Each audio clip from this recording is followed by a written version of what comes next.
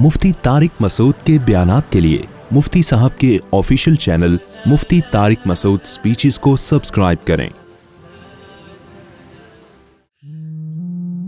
तो मैं क्या अर्ज कर रहा था, मैं ये कर रहा था कि देखो ये सारी खिलाफतों के खात्मे हुए इसलिए कि ग्राउंड रियलिटी को नहीं देखा गया। ये नहीं देखा गया अगर हम अपना गुस्सा जारी करते हैं, जालिम से इंतकाम लेते हैं तो उसके साइड इफेक्ट क्या होंगे, बर्दाश्त कर भी सकते हो कि नहीं कर सकते। तो जहां सबर करना था वहां सबर नहीं किया गया। तो ये लम्हों की खता है। आपको पता है खिलाफत जो बगदाद की जो खिलाफत का खात्मा हुआ ना, वो सेकंडों की गलती थी जिसकी सजा हम आज तक भुगत रहे हैं। सेकंडों की गलती थी। अगर खलीफा को पहले पता चल जाता कि ये बंदा उनके साथ मिला हुआ है और ये बॉर्डर से फौजें हटा रहा है, तातारियों को रास्ता दे रहा है, ये इत्तला हो जाती तो वो कुछ नहीं होता। आज हम बाप बने होते दुनिया के, गोरे हमारे मुल्कों में आ रहे होते जॉब तलाश करने।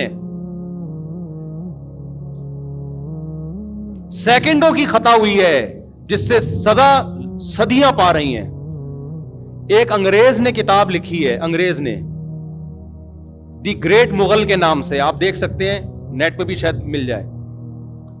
उसने जो मुगल बादशाहों की तारीख बयान की है ना, उसमें जो आखिरी बादशाह बहादुर शाह जफर, उसने कहा जब बहादुर शाह जफर से हमारा आखिरी मुकाबला हुआ है, आखिरी मुकाबला, उसमें बहादुर शाह जफर अगर लड़ता और इतने मुजाहिदीन उसके साथ थे, वो अगर हमसे मुकाबला कर लेता, अंग्रेज बर्रे सगीर से सफाए हस्ती के लिए बर्रे सगीर में सफाए हस्ती से मिट जाता वो।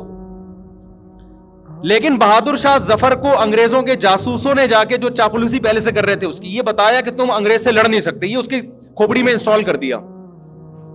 एक तरफ अंग्रेजों के थोड़े से फौजी, दूसरी तरफ पूरा दिल्ली, इतने मुजाहिदीन निकल के आ गए।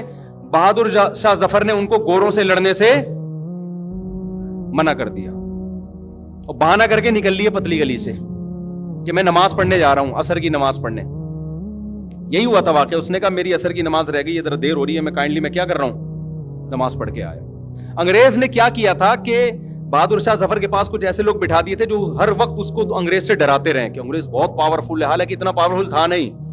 मुसलमानों में तो लड़ाई में कौन मुकाबला कर सकता है भाई, सारे पठान जितने, सारे पंजाब के लोग, चौधरी वडेरे सारे उमड़ आए थे। बोला ऐसी की तैसी कहां है भाई, किधर है अंग्रेजों के फौजी। लेकिन अमीर तो खलीफा तो वो था ना, बादशाह तो वो था, उसका ऑर्डर होता तो लड़ते। उसने टोपी करा दी। समझ रहे हो, यहां भी सेकंडों की खता हुई और सजा सदियों ने। पूरा हिंदुस्तान मुसलमानों के हाथ से निकल गया और इसका नुकसान इंडिया को भी हुआ है। आज हिंदू खुश होते हैं कि मुसलमानों की हुकूमत नहीं है। मुसलमानों की जब हुकूमत थी, हिंदुस्तान ज्यादा तरक्की कर रहा था। उस वक्त हिंदू, मुस्लिम, सिख, ईसाई ज्यादा चैन से, अमन से थे। आपको यकीन नहीं आता, अंग्रेजों की तारीख उठा के देखो। अंग्रेज कहता है हिंदुस्तान पे जो मुसलमानों ने हुकूमत की है, इतना शानदार दौर हिंदुस्तान पे कभी भी नहीं आया, इतना अमन और ऐसी तरक्की थी। अंग्रेज ने तो हिंदुस्तान की वाट लगाई है आके, सारे खजाने ले गया जो लंदन में जो इतना तरक्की की है ना गोरों ने, ये तो बर्रे सगीर की दौलत से की है। तो वजह क्या है, प्लानिंग नहीं है, सोचना नहीं है, एकदम जल्दबाजी में फैसला। अब अंग्रेज ने आके बहादुर शाह जफर को बोल दिया तुम नहीं लड़ सकते एकदम। भाई तू थोड़ा सा सोच ले, बैठ के थोड़ा मशवरे ले ले। फिर क्या हुआ है कि लड़ाई नहीं हुई, नतीजा क्या निकला, बहादुर शाह जफर को अंग्रेज ने पकड़ लिया, गिरफ्तार करके उसके बेटों का जो है ना, बादशाहों का जो शहजादे थे, उनका सर काट के ट्रे में पेश किया कि ये पहला तोहफा है आपकी खिदमत आलिया में। बहादुर शाह जफर बहुत नेक बादशाह था, तहज्जुद गुजार था, अहलुल्लाह से बैत था। इतनी नेकी भी उसके काम नहीं आई। क्यों? बहुत बड़ा फॉल्ट क्या है कि प्लानिंग नहीं है। मुल्क को बचाने के लिए जो कुछ पहले से तैयारी होनी चाहिए वो नहीं है। अल्लाह ताला का दुनिया में उसूल ये है कि जो असबाब इख्तियार करेगा वो कामयाब होगा, जो असबाब इख्तियार नहीं करेगा उसकी तहज्जुद उसके काम नहीं आएगी। समझते हो कि नहीं समझते? इसलिए हम लोगों से कहते हैं दीन के इल्म के साथ दुनिया का इल्म भी जरूरी है। आप बहुत नेक भी बन जाओ ना, पॉलिसियां दुनिया ही की चलेंगी आपके ऊपर, جب تک آپ سائنس اور ٹیکنالوجی میں ترقی نہیں کرتے آپ دنیا کو آنکھیں دکھانے کے قابل نہیں ہوگے. یہ بھی ضروری ہے نماز روزہ, یہ تو زیادہ ضروری ہے, اس کی میں نفی نہیں کر رہا, ورنہ تو مادہ پرست بن جاؤ گے, لیکن وہ بھی ضروری ہے. تو غصہ جب حد سے بڑھتا ہے تو کیا ہوتا ہے میرے بھائی؟ تباہی. حکومتی سطح پہ ہوگا, صدیوں پیچھے مسلمان چلے جائیں گے. اپنی گھریلو زندگی میں ہوگا, گھر ٹوٹتے ہیں اس سے, رشتے ٹوٹتے ہیں اس سے.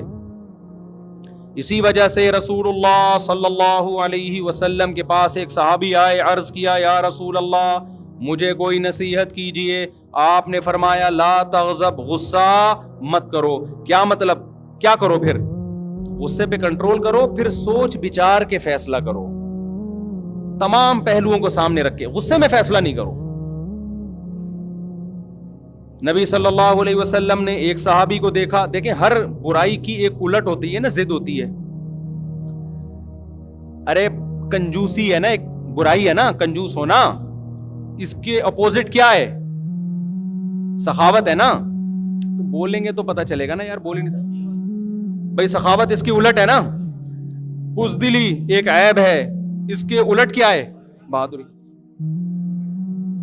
دیکھو کچھ لوگ بزدل بھی نہیں ہوتے, بہادر بھی نہیں ہوتے, نیوٹرل ہوتے ہیں, نارمل سے ہوتے ہیں. کچھ کنجوس بھی نہیں ہوتے لیکن سخی بھی نہیں ہوتے, نارمل سے ہوتے ہیں. لیکن جب کسی چیز کو ڈیفائن کرنا ہو نا, اس کا الٹ, اس کی اپوزٹ پیش کر کے بتایا جاتا ہے.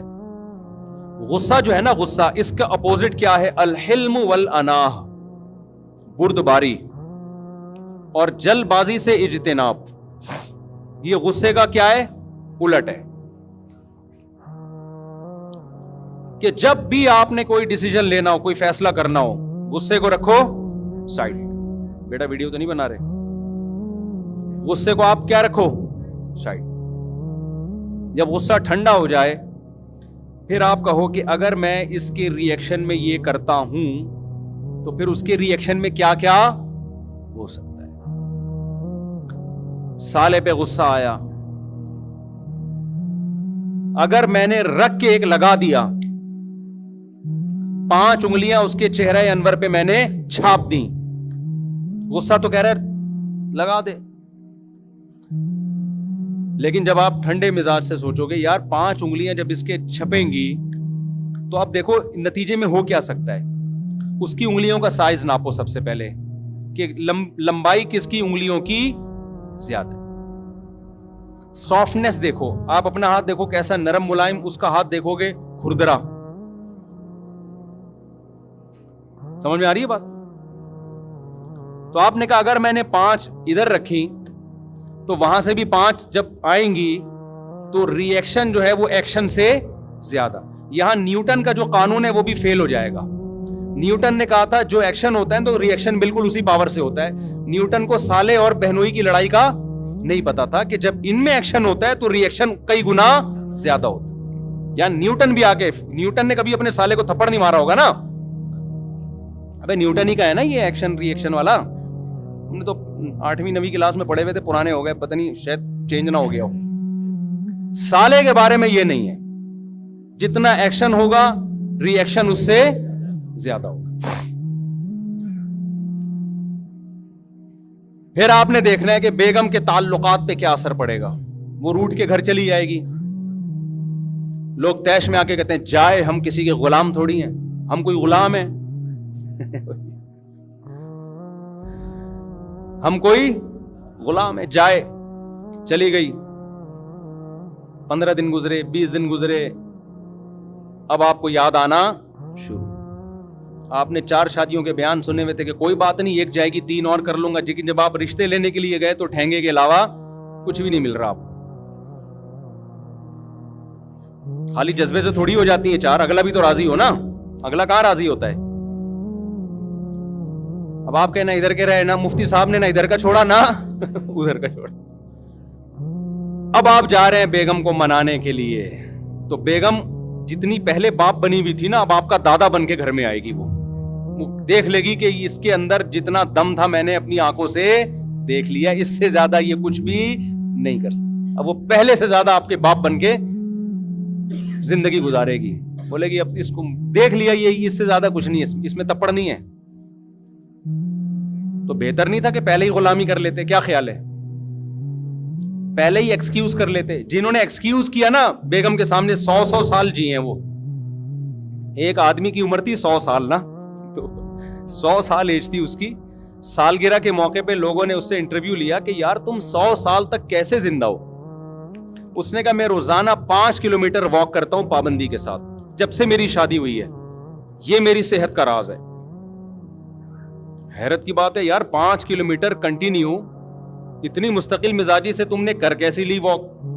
کہتے جب میری شادی ہوئی تھی نا تو رخصتی میں پہلی رات کو ہی میرا بیوی سے ایگریمنٹ ہوا تھا کہ جب بھی ہماری لڑائی ہوگی, جس کی غلطی ہوگی وہ سوری بھی کرے گا اور سزا کے طور پر 5 کلومیٹر پیدل بھی چلے گا. کہہ رہے روزانہ ہماری لڑائی ہوتی ہے, آخر میں سوری بھی مجھے ہی کرنی پڑتی ہے, غلطی کا بھی مجھے اعتراف کرنا پڑتا ہے, اور 5 کلومیٹر مجھے چلنا بھی پڑتا ہے. تو اس چکر میں گھر بھی بسا ہوا ہے, اور الحمدللہ واکنگ کی وجہ سے 100 سال کا بھی ہو گیا. تو اگلے نے پوچھا کہ یار چل تو 100 سال کا ہو گیا 5 کلومیٹر چلنے کی وجہ سے, تیری بیوی بھی 100 سال کی ہونے والی ہے, وہ کیا کرتی ہے؟ اس نے کہا وہ بھی روزانہ میرے پیچھے 5 کلومیٹر چلتی ہے, یہ دیکھنے کے لیے کہ چل بھی رہا ہے کہ نہیں چل رہا.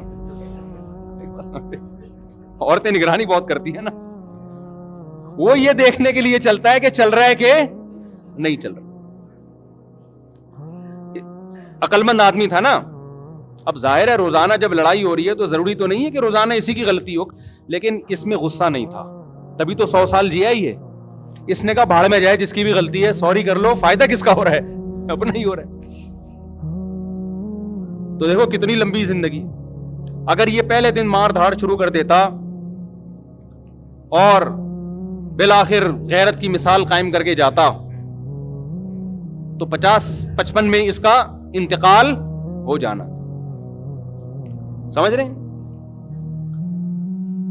تو غصہ جاری کرنے سے پہلے انسان دیکھ لے کہ اس کے سائیڈ ایفیکٹ زیادہ ہیں یا فائدے